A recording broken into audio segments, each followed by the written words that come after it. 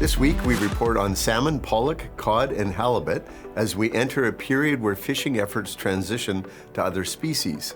Starting with pink salmon in Alaska, it's still too early to determine if the reduced landings are due to late arrivals, an extremely short run, or a combination of decreased fishing efforts and/or processing capacity.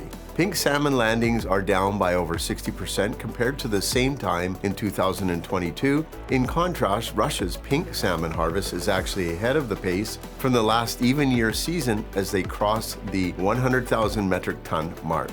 It was widely reported that this year's global salmon harvest would be lower than last year's. However, current harvest levels from Alaska and Russia combined are for an estimated 268,000 metric tons, down 74% from last year's combined harvest of 1.025 million metric tons. Continue to follow our updates as we provide a bigger update on pink salmon in the coming weeks. Moving on to Alaska pollock and Pacific cod, and the bee season harvest seems to be picking up. Over the last month, about 300,000 metric tons of pollock have been harvested, taking the total harvest to about 70% of the total allowable catch. Alaska almost always harvests 100% of the pollock total allowable catch, and this year should be no different as the shortage of salmon and the U.S. ban on Russian origin seafood will shift demand to Alaskan pollock, which will inherently move the needle upwards on pollock prices domestically and in China.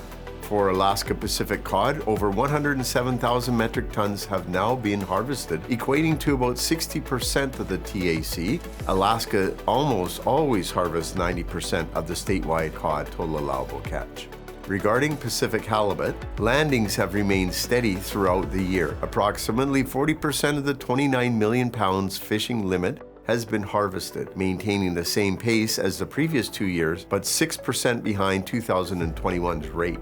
Our models project that final landings for the year will total between 25 and 26 million pounds. Prices have risen slightly since Q2 and may experience additional upward pressure due to the decreased availability of wild salmon in the market.